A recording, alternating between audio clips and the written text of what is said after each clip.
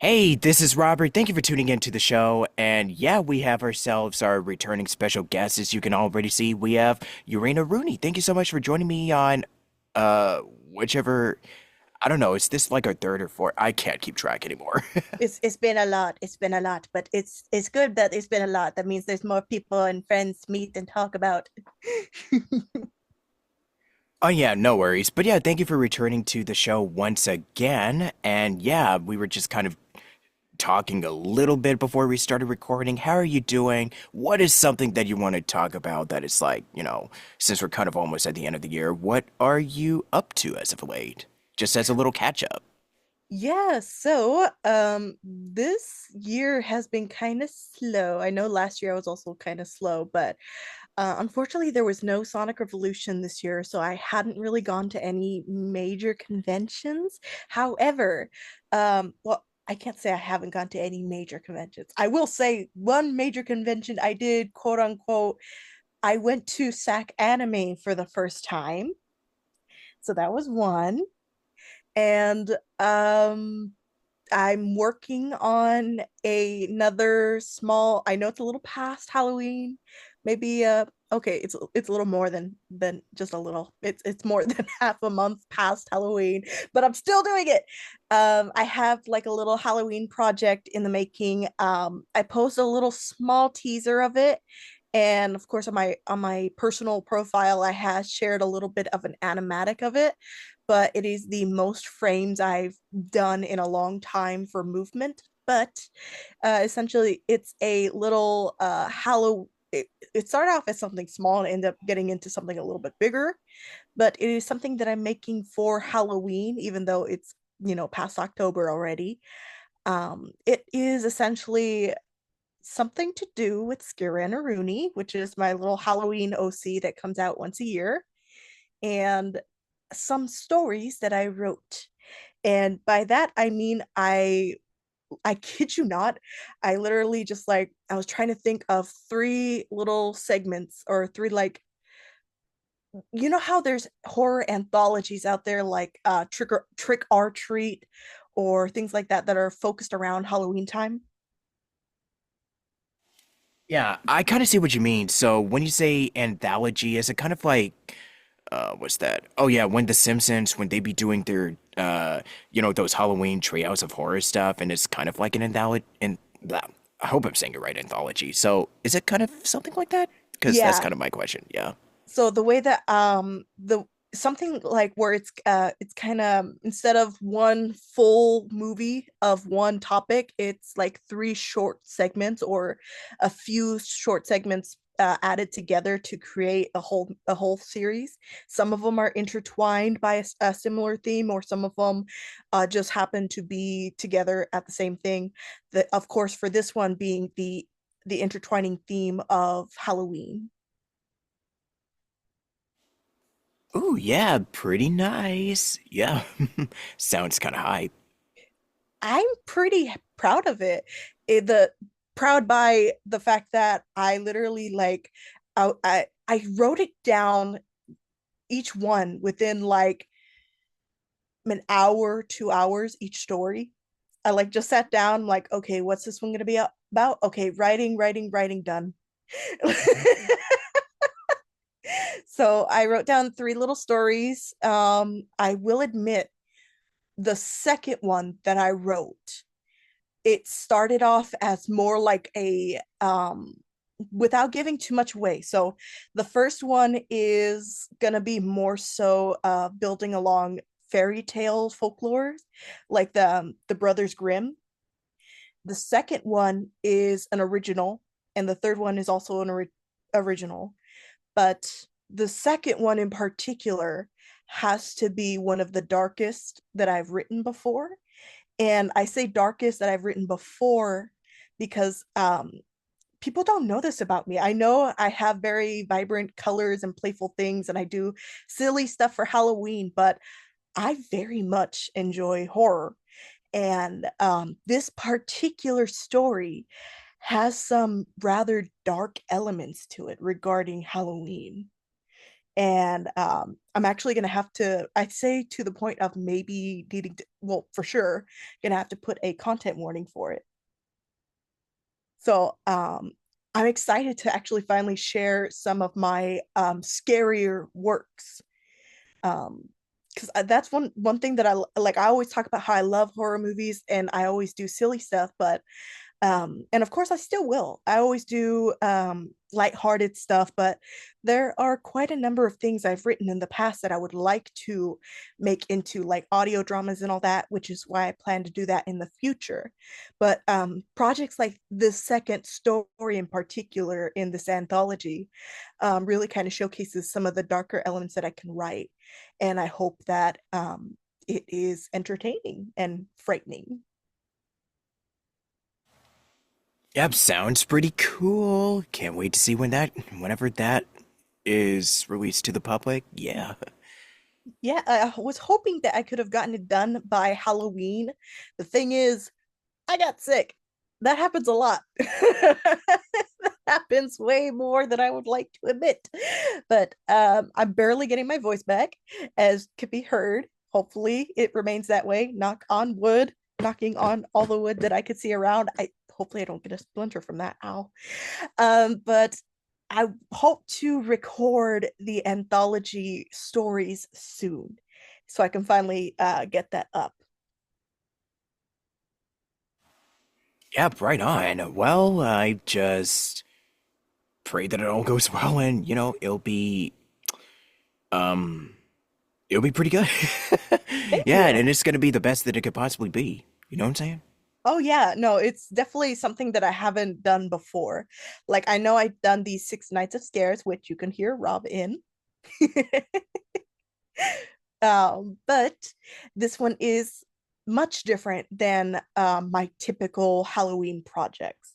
So it's not like, featuring Pennywise or movies like, Night of the Demons or Chucky or things like that. It is something um it's storytelling. Kind of like I would almost say like I created like a little audiobook for you for people to listen to. Okay, yeah, that's pretty nice. Yeah, we'll definitely see more of that whenever it comes out. Thank you, thank you. And how about you? Anything interesting new that I have not heard of? It's been a while since we've caught up. I know, yeah. So, as some viewers may know, I am currently doing a new series called Solomon Shrine, which you can actually listen. No, you can actually watch the prologue that is up on my channel. And yeah, I'm still doing comic dubs here and there, but no, I've just been focusing more on original stuff, just creating more original projects, and I'm just really happy that one of my, I guess, pet projects that I've been developing um since forever is now finally starting to, we're starting to see the fruits of, our labor, and it's really starting to pay off. So there's gonna be more episodes that are coming out pretty soonish. Soon-ish. Yeah, just want to emphasize that because I don't really have a set schedule for it. Um, so I will say right now, before the end of the year, and don't quote me on that, you might see something new related to Solomon Shrine towards the end of the year. And I know it's kind of funny because I know that some people are like, well, what even is it? Well, I know it technically does have like a Halloween kind of type of like spookiness vibe to it, but you know what? I decided, why not just end the year off with a little scare? That's pretty much all I'm gonna say, and I'm not gonna give away any spoilers, but yeah,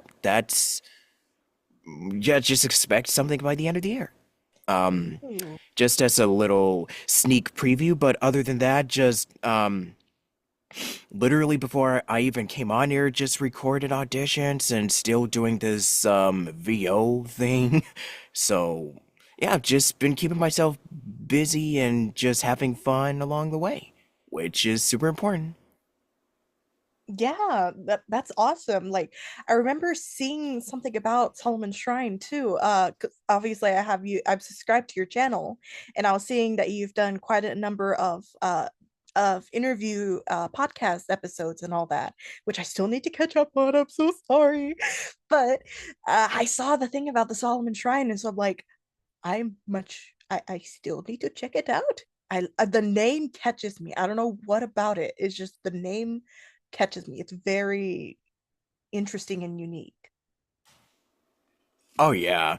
Yeah, and I have been doing a lot of interviews too, which you just thankfully brought up, but yeah, just posting a lot of those like outside of, the project, like just doing a lot of chats with people in the industry, friends I know, and just so many folks that are in like, that are in the creative arts. Yeah, just I think I remember like all throughout the summer, I was doing like back-to-back interviews with a lot of the cast members that that I brought on for the series, and even I might just do one.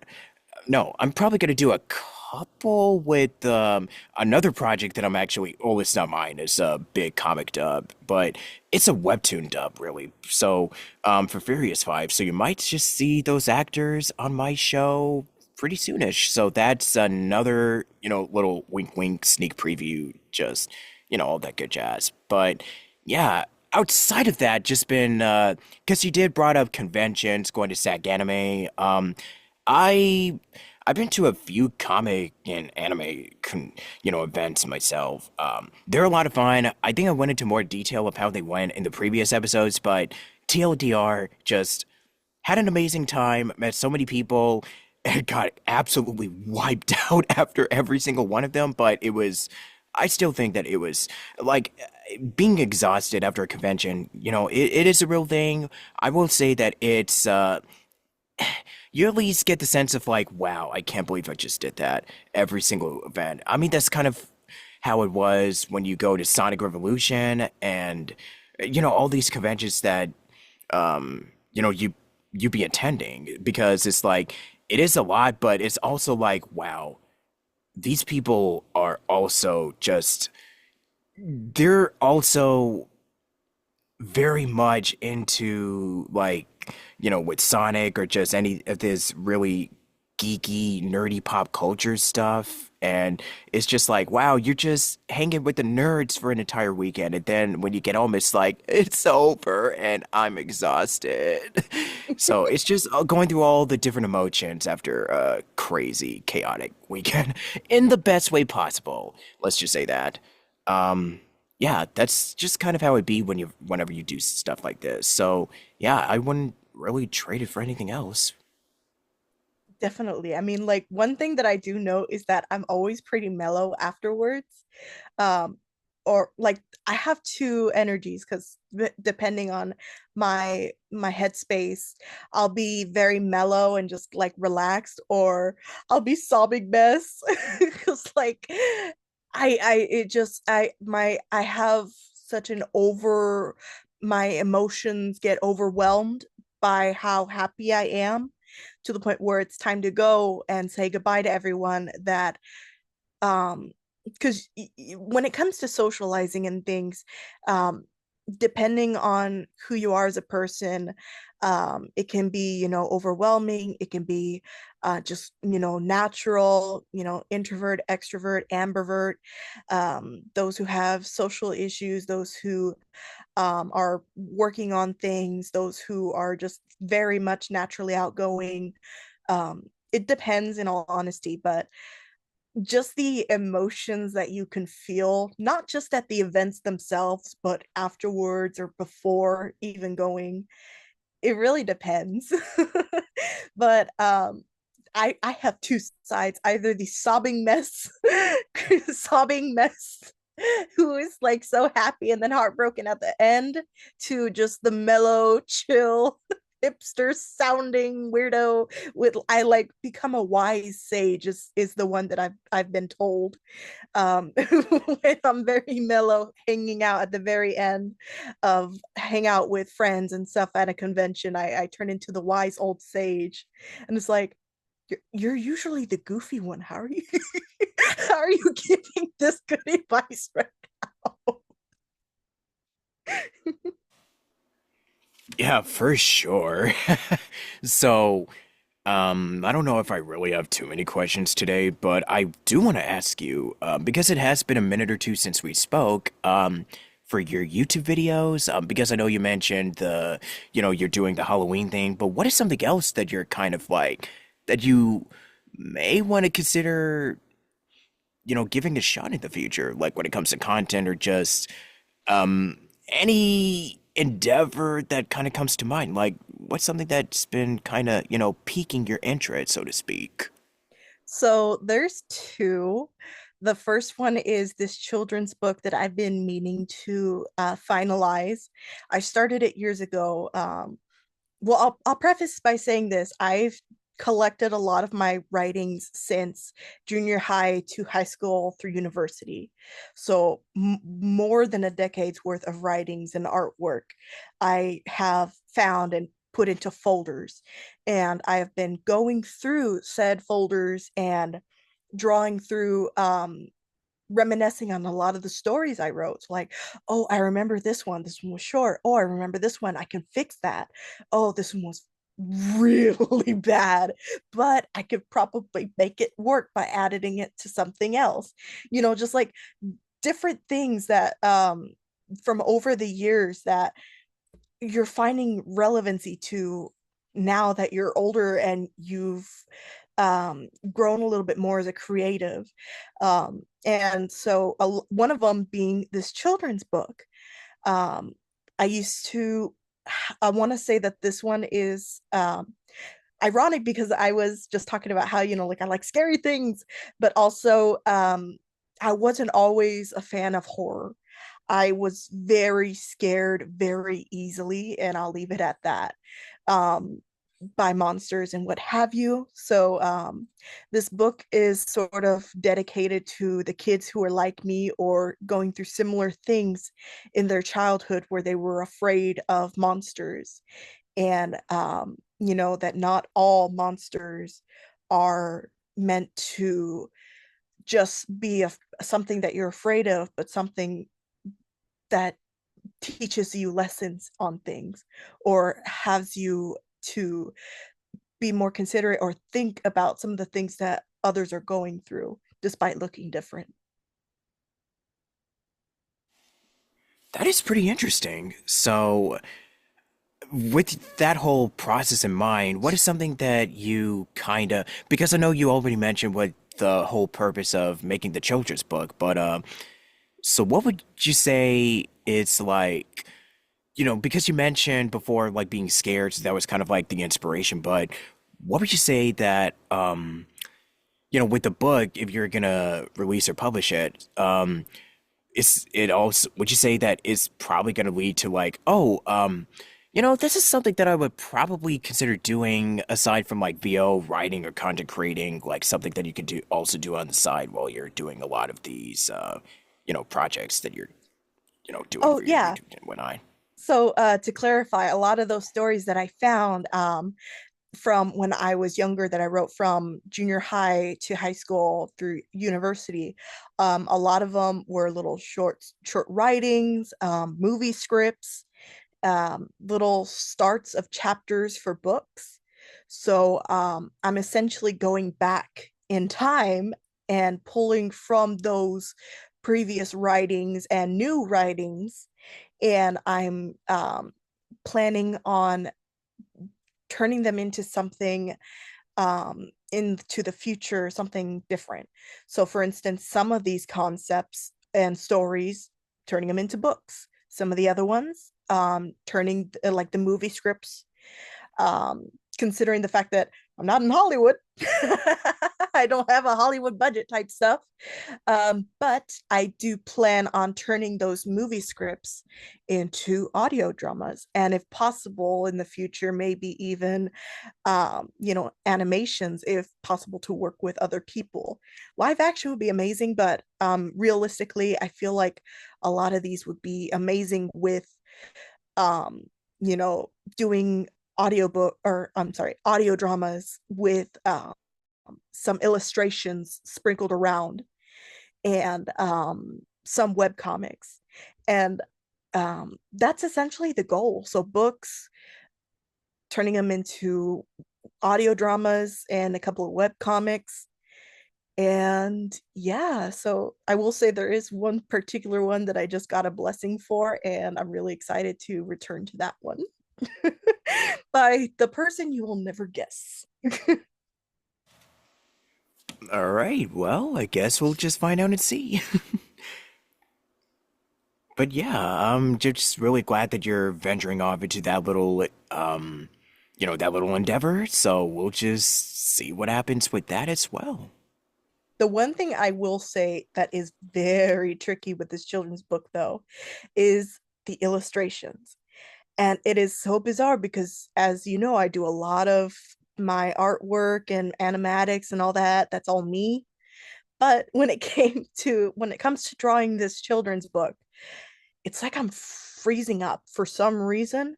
So I drew the concepts on my PowerPoint for a lot of the children designs, and I hadn't even couldn't really even start with the monster designs. So I held off on it for quite a while. And then I returned to it, but instead of on PowerPoint, I started sketching it out um, via a sketchbook and breaking down like you would see it on a page. So essentially I wrote down the story, like the lines for the story, and then I had put numbers in it to kind of help with the pacing, like these two lines are going to go on the left page, these two lines are going to go on the right page, like you would for a storybook, like planning out what images are going to go where. So before putting in all that effort into drawing it all out on PowerPoint, I'm putting a lot more into my hand drawing, which a lot of people don't really see that often, is that I do hand drawings as well. And that's been a challenge, but it has helped me a lot in better preparing this children's book. So in planning out, what drawing is going to go where, sort of mapping out how the page is going to look like, what sentences are going to go where, and of course, working on the creature designs and the children designs and the adult designs and what have you, has been um, quite a challenge, but I'm finding little ways to overcome it. So I'm hoping that after completing my Halloween project, I come back refreshed and ready to start adapting those sketches into the PowerPoint and start preparing the illustrations. So I'm one step closer to getting this book ready to go and to seek publishing and editing and what have you. Yeah, right on. Well, I'm just wishing you all the best with that. Thank you. I appreciate it. Yeah, for sure. Um, but yeah, and besides all of that, going over some of your other content, what would you say has been, like, at least for this year, what would you say is something that you consider to be like, oh yeah, wow, I can't believe I did it, but you know what? I like this. This is fine. So, what would you say were some of your proudest work that you've done for this year so far? Um, I don't feel like I've done a whole lot this year.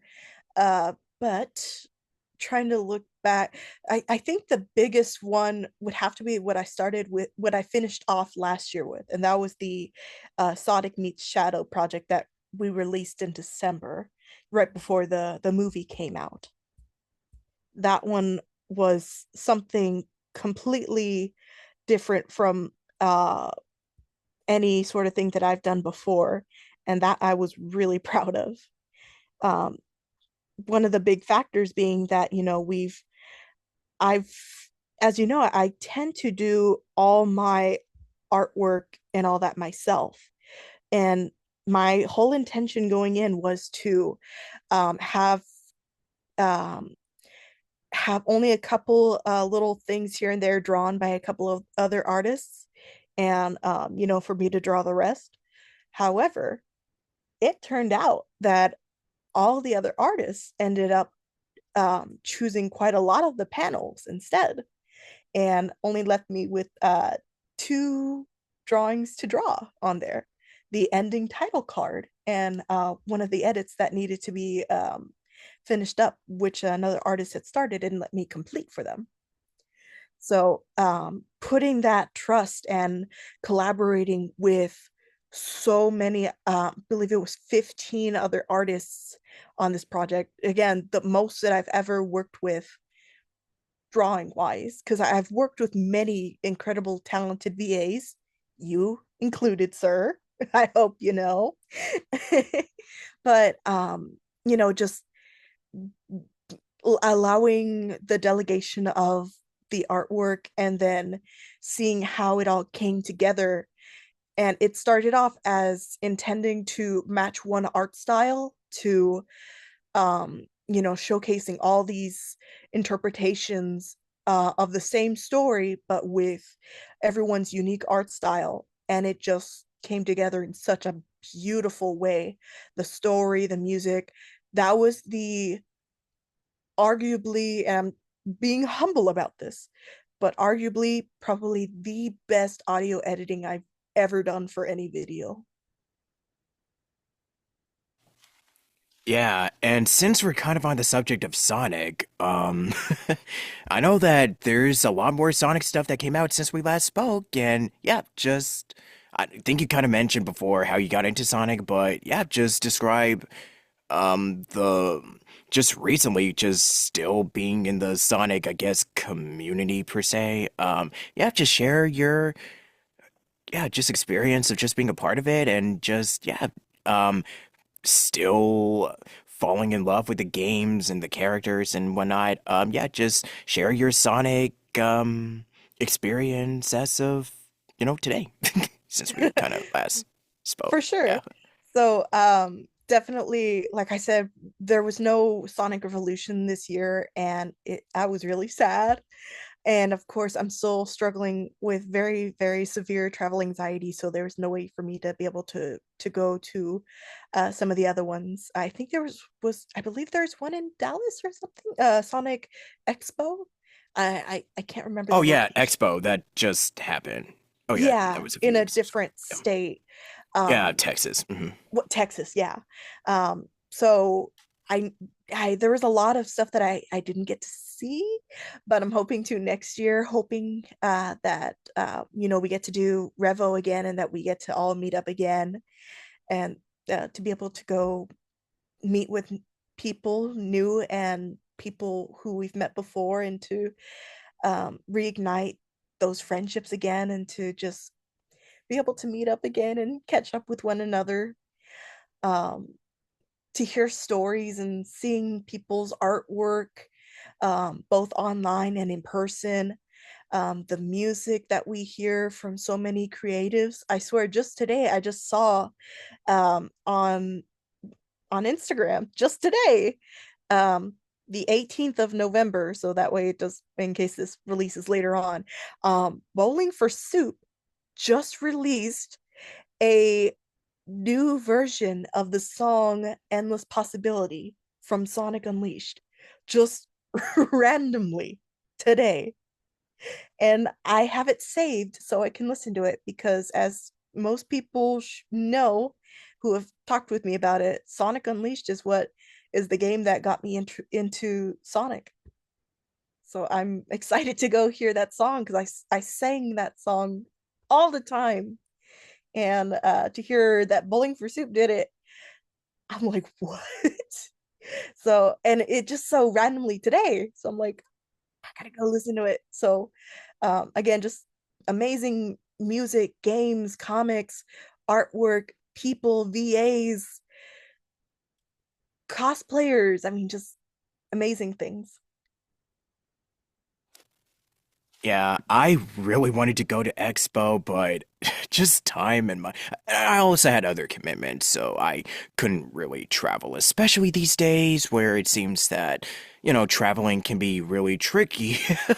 And just not gonna go into that, but yeah, it's just kind of like, I mean, it's always been, kind of a thing where it's like, if you want to go to another state, it's just a lot of money. So yeah.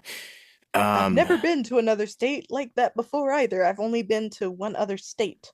So it's like, and I've never been in a plane before. So I'm like, I I can't mean, do yeah, yeah, that's the thing too. Like, you it. gotta, Can't do it. there's gas, there's the planes, and yeah, no, no, I'm not gonna go on that whole spiel. But no, for me, it's been a interesting year because, I think I've said this before, but because I came from the era where I got introduced to Sonic through Sonic Adventure, the classics, the Game Boy Advance, this was back when Ryan Drummond and all those Dreamcast actors were Sonic, and then going into 4Kids and just seeing a completely different era where it kind of is starting to be like, oh, maybe this isn't really too bad. Like the so-called Dark Age of Sonic is like, yeah, there's a lot of games that are still bangers in my opinion. I think now it's like with 2010 onwards, it's kind of like the most divisive from what I'm seeing. Um, Now personally for me, I always loved the series from 91 to maybe '09, 2000. Like, yeah, definitely from like 98, '04 Sonic Adventure era is kind of like my soft spot. So, for anybody that is really enjoying Shadow Gens or the movies or Frontier, any of this stuff, that's totally fine. I I mean, you're gonna meet a lot of fans that are like, "Oh, this is the era that I grew up with, and I kind of like this specific version of Sonic, which is totally cool." I mean, I'm not saying that like, "Oh, the new stuff is really terrible," but it's just kind of like the case of like the Sonic that I grew up with. Like with what they're doing now is a completely different era than what I'm used to, which I don't know if it really vibes with everyone, myself included, but it's fine because everybody has their own tastes and they have their own, you know, and especially when it comes to opinions, which trust me, oh boy, especially in the Sonic fandom, it's like, ugh, opinions, ugh. But no, Yeah. I just really love the series. So, I mean, in spite of, the many, many, many flaws. So I'm just really glad that it's really still touching so many people's lives and it's just really bringing in a new generation. So, yeah, see what I did there, eh? So, Hey, yeah. hey. All I'm gonna say is I'm really excited for whatever Sonic's got cooking up for the 35th anniversary and praying that we'll be able to see each other in person for Sonic Revolution. That would be Revolution. so cool. Revolution next year. So yeah, that would be pretty dope. And this has been this has been haunting me. All right. I gotta say it. Hopefully, the next time I go to Sonic Revolution, I am able to get names to faces. Cause I I messed up so many things and I feel horrible. It was, I mean, I got quite a number of people's names that I was able to remember. And then even people that I've spoken to for a very long time, I couldn't, I said wrong names and I felt so embarrassed. I mean, it even got caught on one of the streams and I felt so embarrassed. So I'm just hoping that the next time I go to Revo, I just need to have a big sign on my forehead being like, I know you, but I don't know you. I do my best. I'm sorry. I'm I'm this is me all day, every day. Trust me. What was it? I because I remember looking at our pictures, and for some reason, I remember instead of saying Mystic, I said Me Tunes to you when Dang. I was talking on one of the episodes for Sonic Revolution. I can't remember which one it was. Instead of saying Honey the cat, I said one of our fellow VAs, Cutie the cat. So I called her like if it ain't sweet, it ain't cutie, instead of it ain't sweet, it ain't honey. And she was so confused. And I'm like, shh, as Rouge, because I'm like, I got the name wrong. Shoot, I can't rate character. Oh my goodness, this is embarrassing. And I mean, I kept messing up names. And it's been haunting me, and I want to formally apologize. Well, you've heard it here, folks. And yeah, before we do sign off, I wonder what's gonna happen in that Mario Galaxy movie that just released, the trailer that just came out. So we'll see what happens there too. I know I keep saying we'll just see what happens, but honestly, it's kind of like the thing with trailers. It's like you don't know if it's gonna be good or not too good. So, I'm I mean, still look, I excited am a either Mario. way.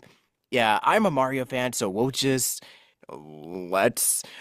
Oh, actually, let's see if it turns out to be better than the first one. I mean, I do like the first one, but sequels can kind of be like you know, it's kind of like a wild card. You know what I mean? Some are good, some are really terrible, but yeah, well, yeah.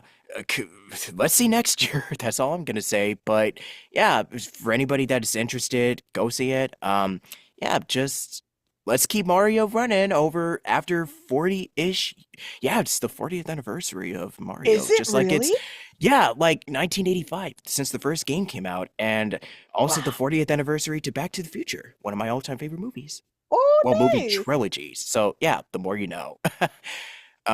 So yeah, I guess this kind of wraps up our little 30-minute discussion. Thank you so much for joining me today. And next time we'll probably appear on camera. I know we're just like, oh, off camera voices. Yeah, but you know what? Whether we're here like on camera or not, we just do make the best of it. You know what I mean? So thank you so I much mean, for we're watching. Yeah. VAs. We get to do like you get to hear our voices. And so isn't that the best part? Exactamundo, my friend, my amigo. So, with that said, thanks for watching. Stick around next time on Station Square, and until then, um, stay cool and keep the planet as big and blue as me. Ah, yeah, now this is happening. Take care, y'all. Bye.